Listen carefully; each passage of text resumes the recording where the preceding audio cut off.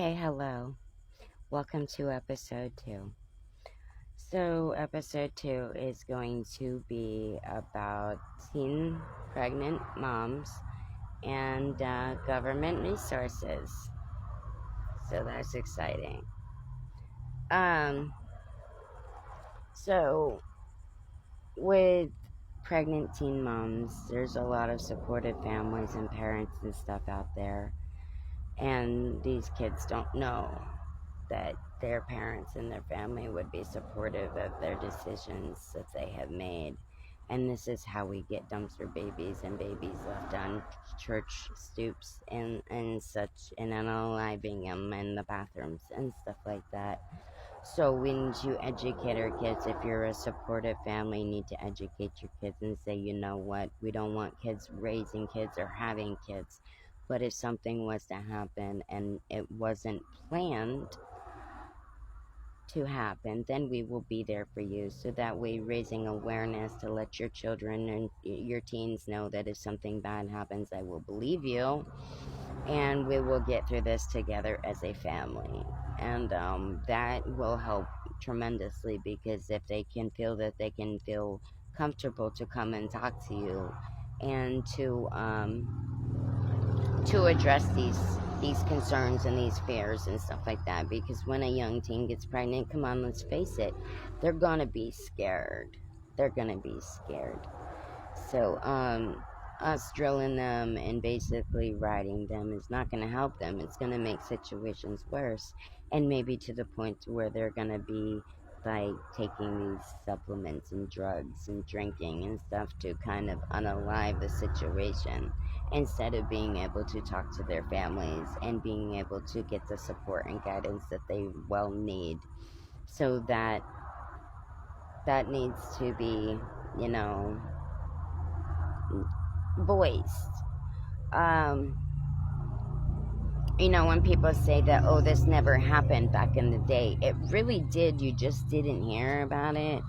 It wasn't publicized. It was behind closed doors. And as creepy as that sounds, they were too afraid to speak out, nor maybe they did not know the resources or who they could go to speak out. So we need to educate our kids and our teenagers and stuff like this, so that they're aware and they have the knowledge that they need to be going and conquering this disgusting world that we are living in today.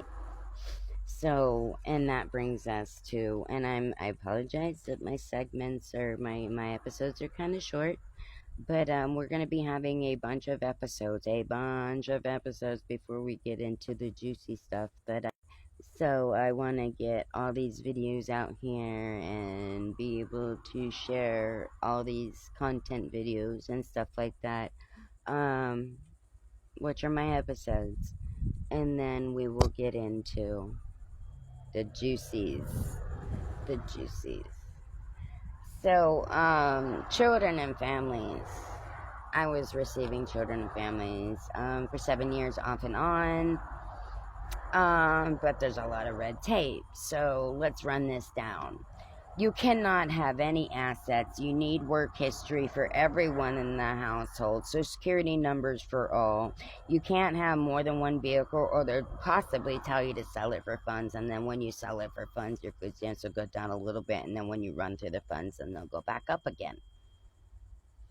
Yeah, that's a thing. Anyway, so they want your banking information, birth certificate, ID, license, etc. You basically got to be starving and barely making ends meet, scraping crumbs to get food stamps. But they do Medicaid and health insurance and stuff like that, like Medicare. And so, yeah, that's a thing. And they want, like, know your electric bills and what your bills run and what that is. So, all that. So, let's move on from that. But if you're in dire straits and you ain't got a crumb to scrape and food stamps is your thing, then do it. People gotta eat. They gotta feed their families and their children. So, let's see what else we have here for resources. Now, this is just my first set. I'm going to have a lot more resources that I'm going to gather throughout time. So, you can breathe. Alabama Protective Services. They will be able to help you with other services that you can utilize, as well as their client assistance program. People for People Fund via Google. Disability Partners, United Ways. Well, I know they've always used to be really good. Crisis Services, Day Spring Center, NAMI, NAMI, Helpline, Social Security Administration, Government Assistance Program. They help you with food, housing, utilities, bills, welfare, health insurance. So that program, the Government Assistance Program, you want to really look into, because that could really help you a lot. Hopefully it's not like a, yeah, if I qualify type of thing. I'm hoping that these people are not biased and they are willing to help anybody that's in need. So that is that. And then we have National Resources, Department of State, and National Resources Directory.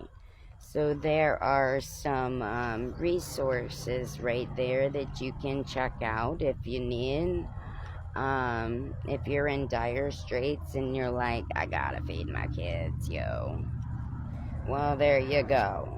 There you go. There's one set of resources that hopefully they help for you.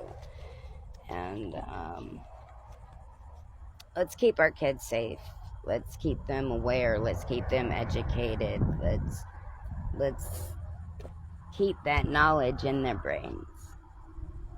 Okay, so if you like these episodes that I'm putting out, then oh, and also before I forget, if you yourself know of any resources that could help other people to be able to get assistance, head on over to YouTube and to the Courage Heathens Haven talk show, and post a comment down under one of the videos, and of the resources that you know of that could help other people, because people are struggling and living in their cars with multiple children. I am so sorry for the background music. Outside is the only time I can get a peaceful segment out. But yes, and until next time, thank you for watching and have a blessed day.